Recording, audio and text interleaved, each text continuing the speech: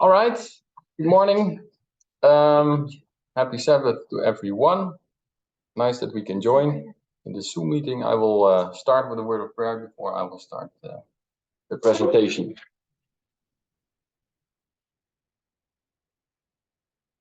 Dear God, thank you for this opportunity on the Sabbath this morning to join over Zoom.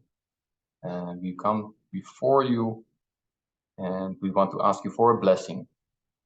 Thank you that you already have blessed us, that we had a good night, that we are able to meet in quietness and we can focus on the study. Help us with your Holy Spirit. Give us open minds. Give us the right thoughts and words also for me as I present. So be with us as we study. Also, we ask for a blessing for the children, that they have a good children's Sabbath school as well, and they can also learn who you are, and that also in a young age they can serve you, can learn to love you and understand who you are. Thank you for that. We all pray in Jesus' name. Amen.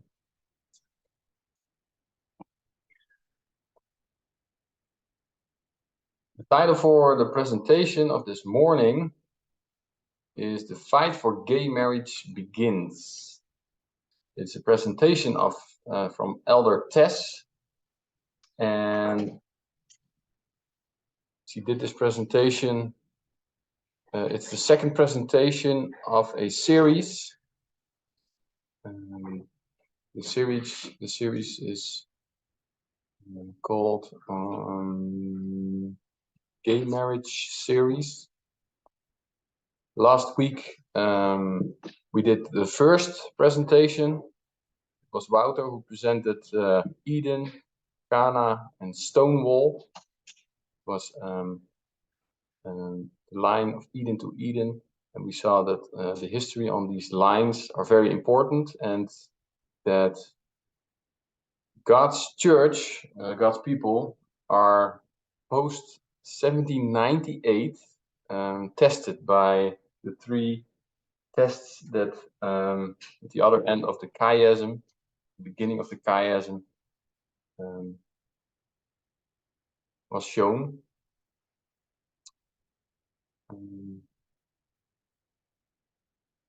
This chiasm shows us that there are three main subjects. We see that the first subject was gender between Adam and Eve after sinning in Eden. Then we see that the problem of worship between Cain and Abel and Cain was the next subject. And by Noah, after the flood, that Ham was sinning, and that there was slavery, inequality, the main subject. And as we studied the study from last week, we did a lot of history. Wouter took us through a lot of history. And the main point of looking at that history is that we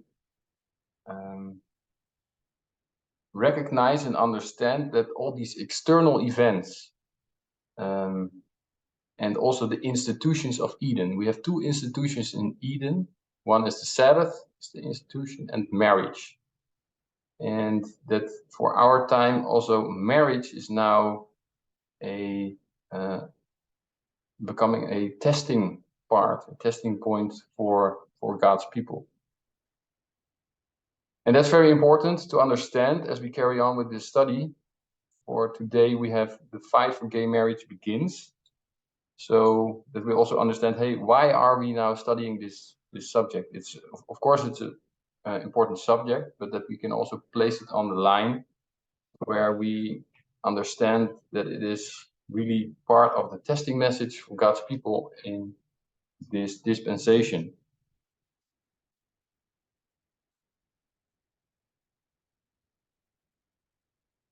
And very interesting is, of course, that we can start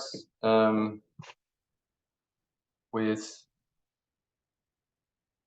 our presentation with 1989, because over there we will see that there really the fight for gay marriage will begin. The time before 1989, when we look to the years 1950s and 60s, we see a lot of persecution. When we look at the United States, police are very aggressive against gay people, against the LGBTQ movement. That doesn't exist really at that time, but all the people that were different as were facing very much persecution. And then we see that at the end of the 60s, in 1996, we see that the police pushed their way into Stonewall Inn. Stonewall Inn was a 69. Oh, did I say 96? Yeah. Oh, I'm sorry. Yeah, I that was very good that you said. At the end of the 60s, yeah. So in 1969, there was this famous Stonewall Inn. A lot of people were gathering over there to meet each other and to have a very good time together. Especially gay people were over there, and police were pushing in this inn, this bar, you can say, and that lighted up a movement. And at that time, it was especially important because they started to defend themselves, and the movement began. And there we see that it really gets more attention, more and more attention. And when we look to the subject of gay marriage, that's actually not a very main point that they were protesting for. It was not so important for a lot of people, but that came later on. And we see that in the 1980s, same-sex marriage gets a bit of more attention, but still not really in the mainstream media, you could say. And the subject came up when gay people, when gay couples were thinking about, hey, what will happen when I die? How can I be remembered? And how can the people that love me, how can they remember me after I died? And that brings up also the subject of marriage, because when a man and a woman are married and one of them dies, there's a lot of things that they then experience that gay people didn't have at that time. So that was a point that brings up the attention also for gay marriage. But then 1989, it really starts. There really the fight for gay marriage, we can say, starts. And it starts in Denmark. So our friends in Denmark should be proud of it. 1989, Denmark is the first in the world who recognized registered partnership. And it's written about it. The Time magazine wrote a book about how important the year 1989 was. They wrote that book in 2009. It was the 20th anniversary of 1989, and they made a book about that year, and they described that in 1989 Denmark was the first in the world to register partnership for gay people. And then the 6th of July in 1989, we go to the USA, and we see that that in the USA, gay couples get recognition and they get the same recognition. They are recognized as a gay couple is recognized as the same as a family is recognized, and it is all has to do with the problems in New York that people, when a couple lives in a rented apartment and one of them dies, then what happens with the apartment? Because when you rent an apartment, when you are a gay couple, then the apartment is rented on the name of one of the couple, and when that one dies, there's the problem because the other one is left behind with a problem that the apartment is not on his name, registered on his name. So normally they were then asked to leave the apartment and get out of that house, and that's of course very tragic, and that's a big problem. That was what gay people was facing back then. And the LA Times wrote an article about it, that the New York highest court ruled Thursday that a partner in long-term homosexual relationship can take over the couple's rent-controlled apartment when the lover who signed the lease dies. And there were some very interesting apartments because they were rent-controlled that were very desired by a lot of people. And for example, when you have rented that apartment, you are not every year the rent goes up. So you have a nice apartment for a good price, and that's very popular. Everyone likes that, and it's very wanted. Yeah, thank you. So that was a very big step forward, that also gay people who lived a long time together in such an apartment, that the partner who's left behind can take it over.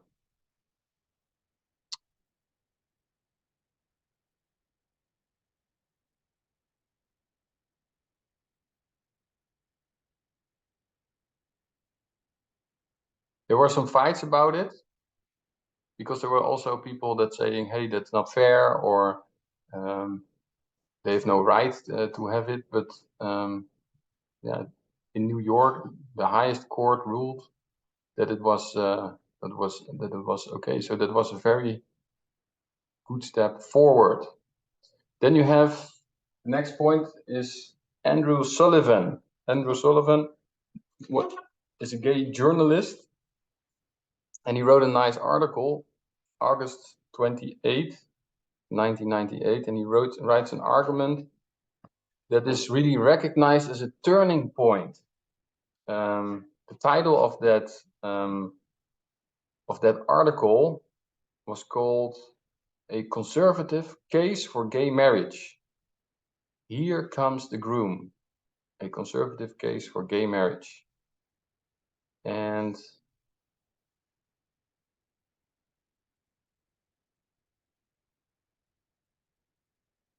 we can read a portion of it. Maybe it's nice to share my screen, and then we can look at it together.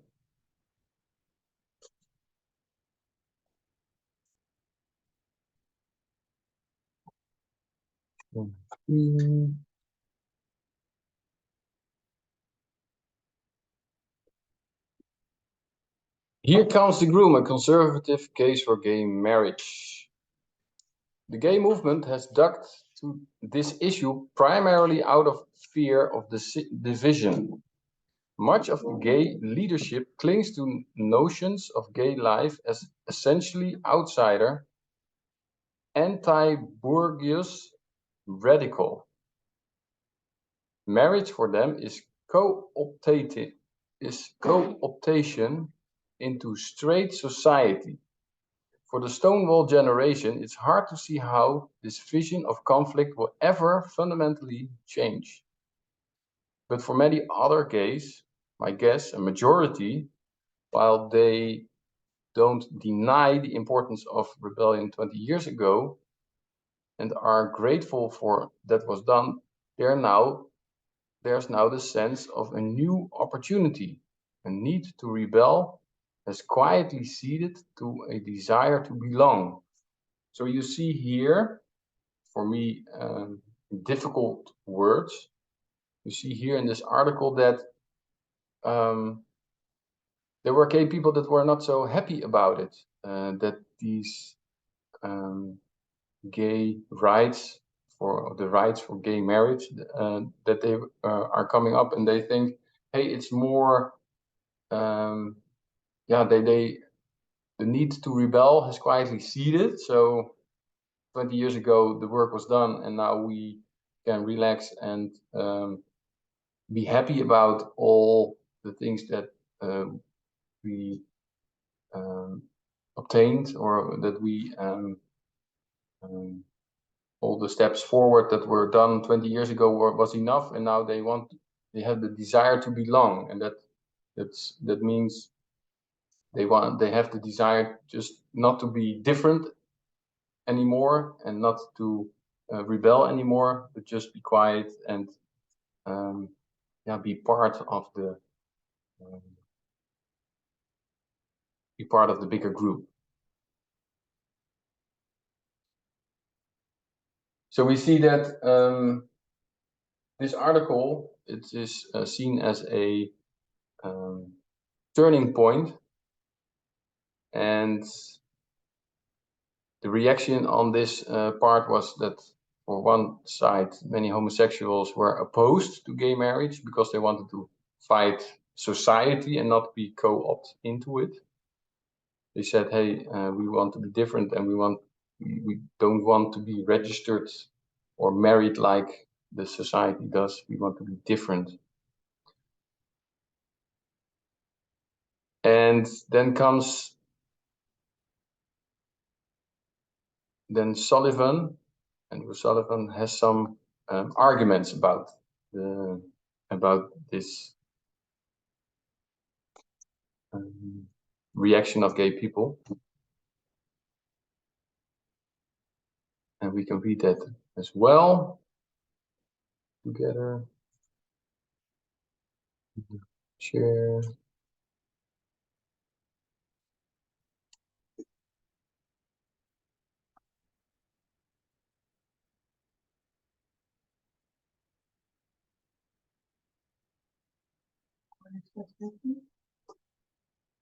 It's below.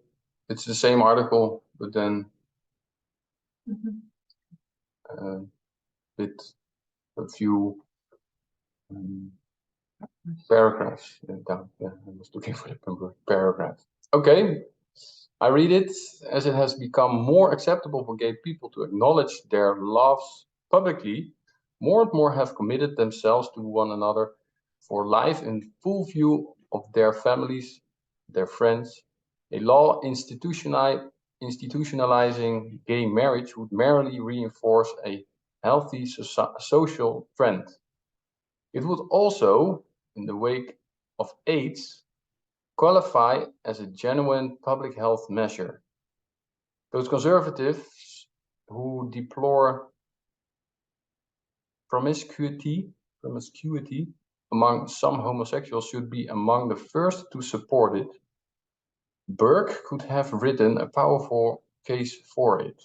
The argument that gay marriage would subtly undermine the unique legitimacy of straight marriage is based upon a fallacy. For heterosexuals, straight marriage would remain the most significant and only legal social bond. Gay marriage could only delegitimize straight marriage if it were a real alternative to it. And this is clearly not true. To put it bluntly, There's precious little evidence that straights could be persuaded by any law to have sex with, let alone marry, someone of their own sex. The only possible effect of this sort would be persuade gay men and women who force themselves into heterosexual marriage, often at appalling cost to themselves and their families, to find a focus for their family instincts and a more personally positive environment. But this is clearly a plus and not a minus. Gay marriage could both avoid a lot of tortured families and create the possibility for many happier ones. It is not, in short, a denial of family values. It is an extension of them. So this is this conservative argument that Andrew Sullivan is making, which was a turning point on the issue of gay marriage steps forward. This article was written in the New Republic. It's the New Republic. Is a magazine or a newspaper? I don't know. You can look it up yourself if you want to know it.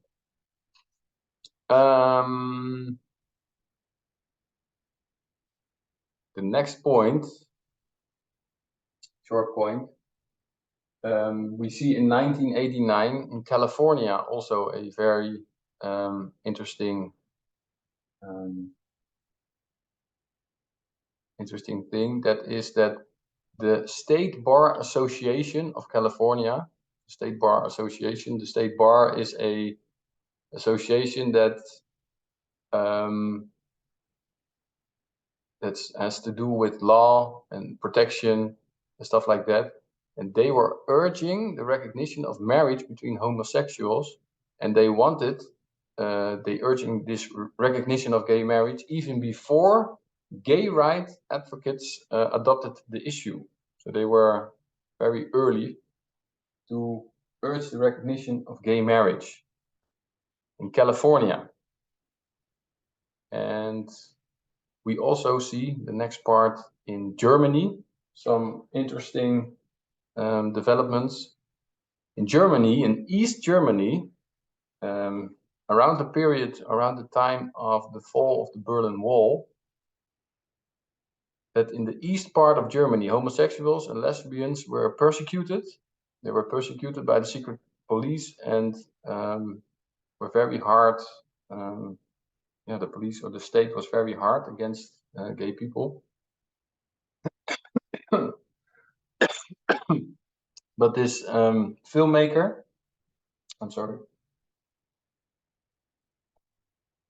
this filmmaker, 𝘂𝗶𝗴𝗲𝗏, no longer wanted to be a homosexual in secret, and he makes a movie.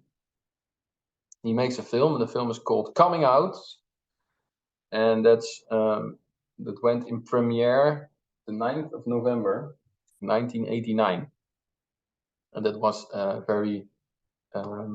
it was a great success because they did it twice because of the amount of people that wanted to see it. So there's really a nice, that's really a nice part for Europe that we see as a great step forward.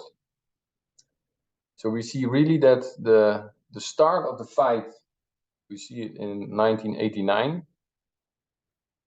and in 1991 we see that the fight really becomes a fight.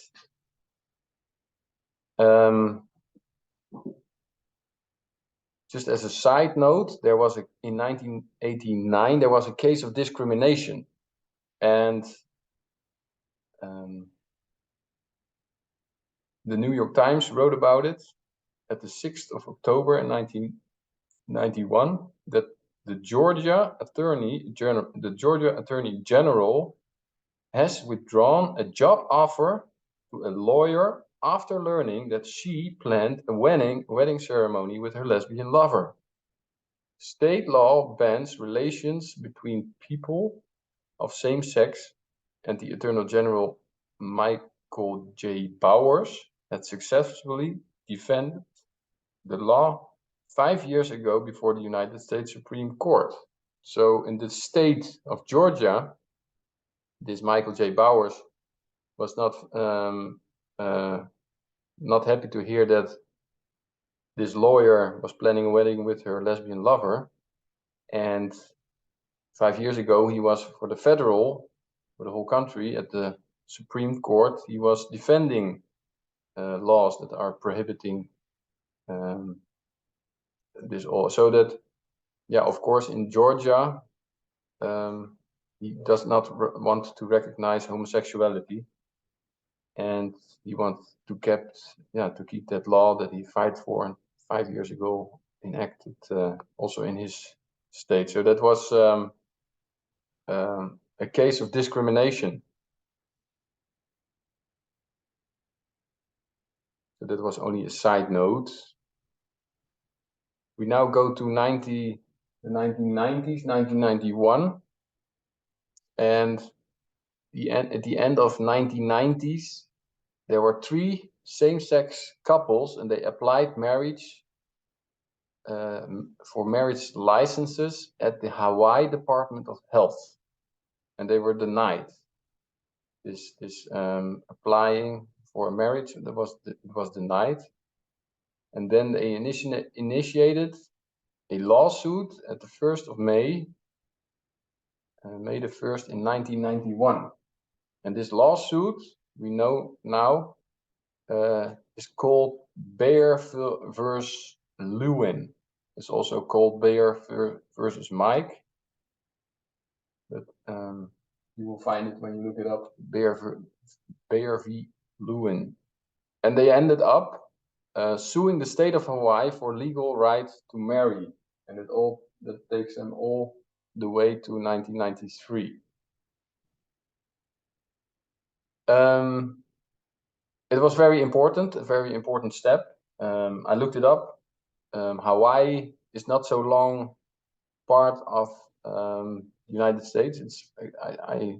When I'm right, it's the last state that joined the United States, and was then the 50th state of the United States, back in the 1950s, somewhere over there. And these couples, these 3 same-sex couples, we think maybe they did it on purpose to apply in Hawaii for marriage, so that the law in that state maybe opens the door for gay marriage. There was a American civil rights organization that supported them. That was the Lambda. Can I write it? Lambda.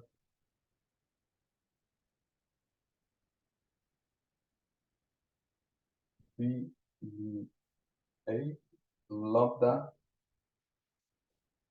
That should supported them by going to the court.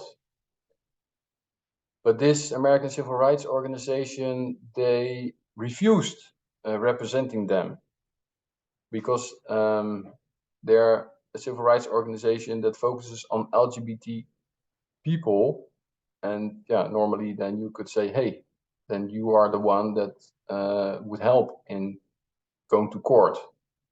But they had 2 points why they refused. They doubted whether taking the issue to court was a wise strategy, and they debated the importance of marriage itself. So for a time they were on their own, but others did help them. So they went in 1993 to the Supreme Court of Hawaii, and yeah, it's called the first major judicial victory for same-sex marriage. But it was not much of a victory. It was a big step forward, but it was not done after this after the Supreme Court had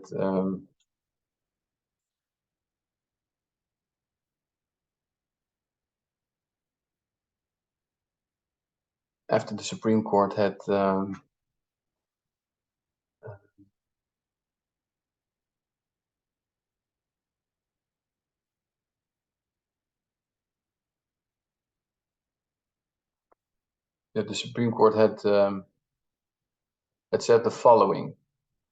The Supreme Court acknowledged that all their past rules on racial classifications were unconstitutional.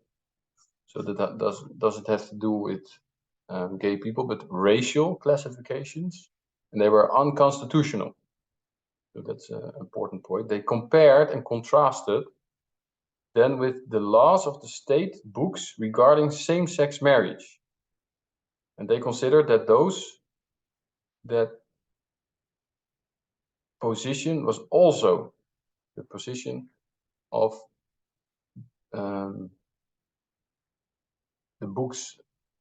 the state books regarding same-sex marriage was also discriminatory.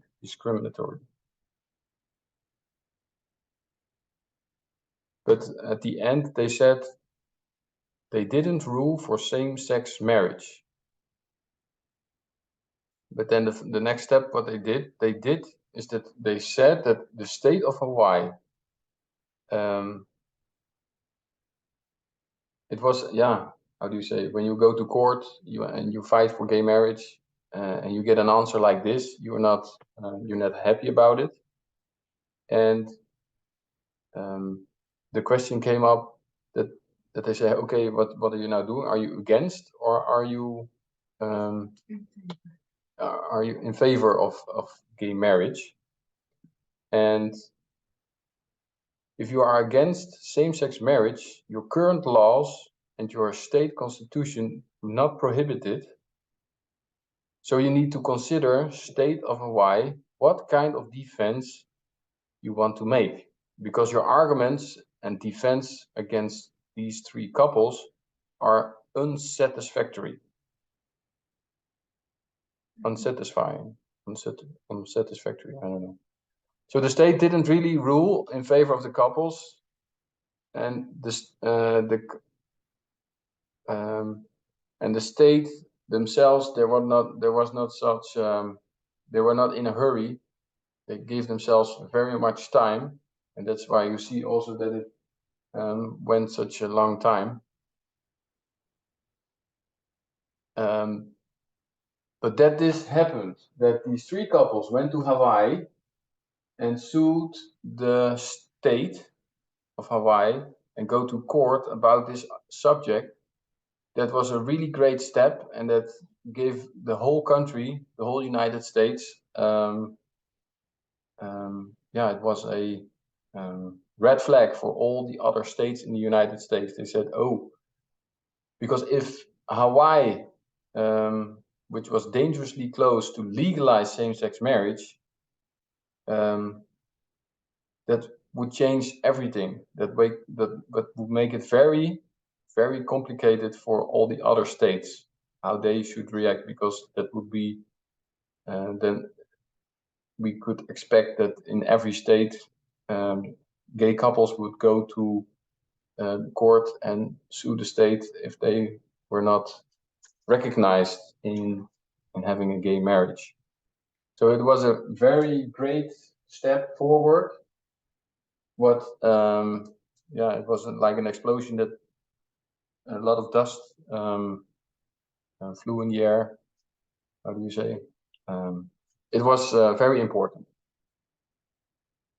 And that's interesting because now the whole United States, or at least the people that were against gay marriage, and there's a great lobby, a great group of people that are hating LGBT people and are fighting for Yeah, what we see, the document that we read, how the Constitution became Christian, speaks about group threats. And if we speak about a group threat, then this is really a big group threat. And when you have a group threat and it is recognized, then the first step that will follow is that they will mobilize themselves. And you will define the Constitution and the law in such a way that you can protect yourself from that group threat. And that response is formalized in 1996. And they formalized it in an act that is called the DOMA. Georgia Representative Bob Barr, a Republican, authored the Defense of Marriage Act and introduced it in the House of Representatives on May 7, 1969. And Senator Don Nichols of Oklahoma then introduced the bill in the Senate. So, and that was also this Don Nichols was also a Republican. So it is authorized by a Republican. It is introduced by a Republican. It passes through a Republican-controlled House. It passes through a Republican-controlled Senate. And then you have the president who needs to sign the bill. And that was a Democrat. And in that time, 1996, that was... I just looked it up. Bill Clinton. Bill Clinton, yes. And there's a nice article written in 2013. And this article is from the New York Times, and it is March 25, 2013. I will share my screen so we can read it together. What is it called? How is it called? New York Times, March. I have the link. Bill Clinton's decision and regret on Defense of Marriage Act. So it is 2013. Bill Clinton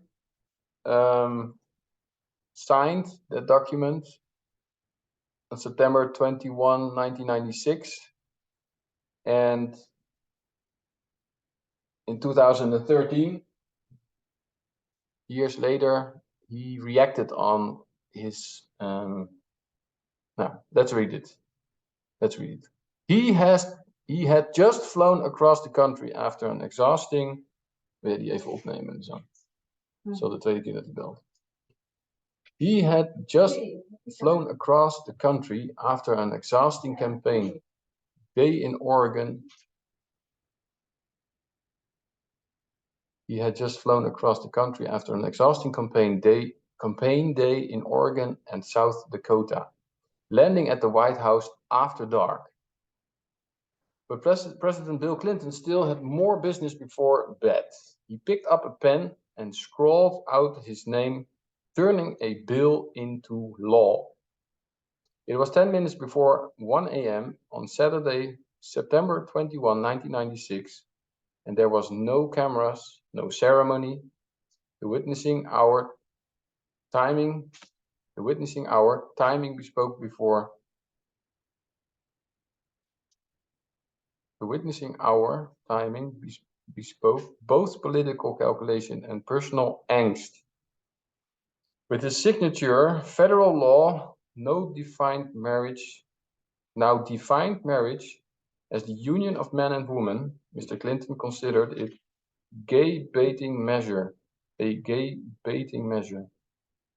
but was unwilling to risk re-election by vetoing it. For nearly 17 years, since that middle-of-the-night moment has haunted Mr. Clinton, the source of tension with friends, advisors, and gay rights supporters. He tried to explain, defend, and justify. He asked for understanding. Then he inched away from it bit by bit. And finally, this month, he disavowed the Defense of Marriage Act entirely, urging that the law be overturned by the Supreme Court, which takes up the matter on Wednesday, on the second of 2 days of arguments devoted to same-sex marriage issues. Rarely has a former president declared that an action he took in office violated the Constitution. But Mr. Clinton's journey from signing the Defense of Marriage Act to repudiating it mirrors larger changes in society, as same-sex marriage has gone from a fringe idea to one with a majority. So you see that Mr. Clinton, president, he signed it in 1996, and 1996 was an election year. And this election year was, of course, a year where he needed to be tactical. A lot of votes were hanging in the air when he didn't sign this DOMA Act. He would have lost a lot of votes.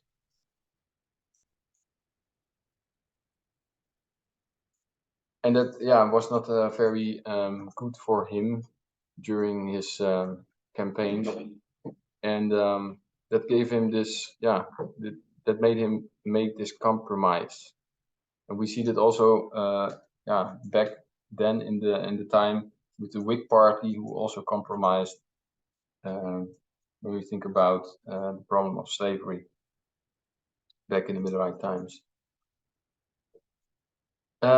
This DOMA Act is very short. It only has 2 pages, and these 2 pages contains 3 sections. 3 sections. In the first section, there's only the name, the explanation of the name DOMA, Defense of Marriage Act. And in the second section, there are standing that no state has to acknowledge a same-sex marriage that was performed in another state. For example, when you live in Arkansas, Arkansas does not have to acknowledge the same-sex marriage that was done in Hawaii, for example. And in the third section, it's actually the same, but then not for the state, but then for the federal, for the whole union. The federal government does not recognize a marriage, and any gay couple legally married by a state that allows it. So this DOMA Act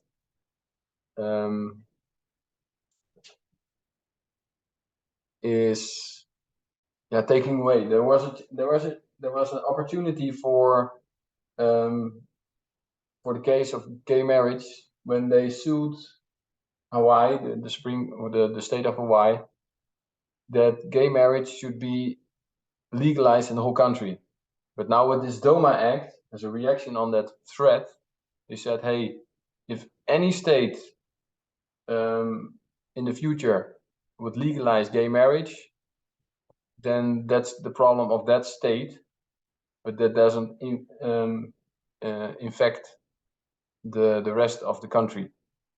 So that's a legal response to the group threat. Actually, that was it. That was the presentation for today. Next week, we will look from 2001 and carry on with the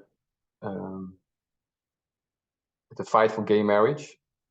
We can shortly review why are we discussing this subject of gay marriage. I already said that it's really important that we remind us of some of our history, and particularly now we have understood that the 3 issues of racism, worship, and gender became the testing points for God people. And when we recognize external events and also these institutions of Eden, we see that marriage, Sabbath, and marriage is very important subject. We went back to 1989, and then we recognized that it's a very important year. There's a turning point where gay marriage became a possibility, and it became more and more also mainstream in the mainstream media. In Hawaii, it was a great step. 𝘂𝗶𝗴𝗲𝗏, and being called the most important single step for America, for American law towards legal recognition for same-sex people. And now we also saw that DOMA was the response on that group thread. Thank you for listening.